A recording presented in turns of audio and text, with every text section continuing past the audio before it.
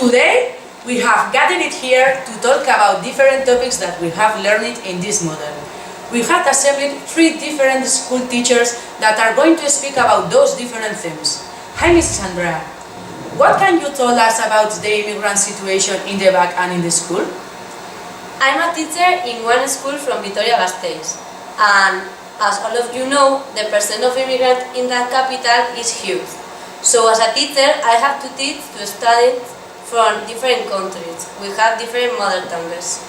My main objective is to help them to integrate, socialize, and acquire a good level of the host languages, that in my case is Basque. Taking into account that here we can find different linguistic models, which of them do you see is the appropriate one to achieve the objectives mentioned before? First of all, I would like to explain the actual situation. Most of immigrants are enrolled in public and aid model. As all of you know, the main language of this schooling model is the Spanish, and this can be an obstacle to learn Basque and to get integrated in the autonomous society. As a result, as teacher, I think that one of my important tasks will be explaining to immigrants' families the importance of the election of the school model, because the type of school will determine to a large extent the integration and the linguistic competence of immigrant pupils. And in my opinion, the best model to achieve all those ideas is the TV model. Okay. Nowadays, we can observe that in some schools, immigrants and foreign students are not studying in the ordinary classroom. I mean, they have a specific teacher to study the new language and the content. Are you agree with that aspect? In the school that I teach, it's true that those kind of students are taken out from the ordinary class. But last week we did a meeting to analyze that situation and to propose new strategies and methodologies to insert to the ordinary rooms. In the meeting I realized that when a student is separated from the classmates, the emotional aspect is a very negative consequence.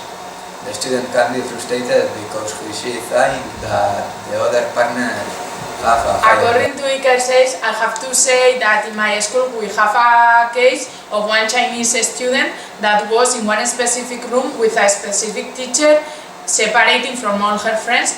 This pupil was in that separated room from 3 years, since the first year of primary school until the 4th year. When she was 10, we think that she was prepared to integrate in the ordinary class, but the answer was not positive. The student was scared to speak in front of the class, she never gave opinions, she had problems to interact with other classmates.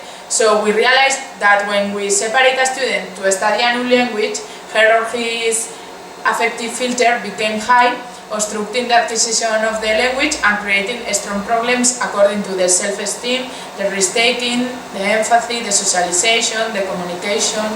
So, do you think that it is possible to teach to all the students at the same time in the ordinary class and integrating the language and the content? Yes, I believe that it's possible to integrate the language and the content at the same time. Nowadays, we can find different examples and good practices based on that.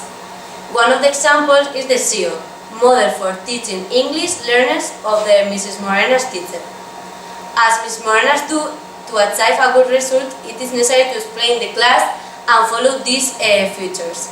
First of all, at the beginning of the lesson, the teacher has to explain these objectives related with the content and the language.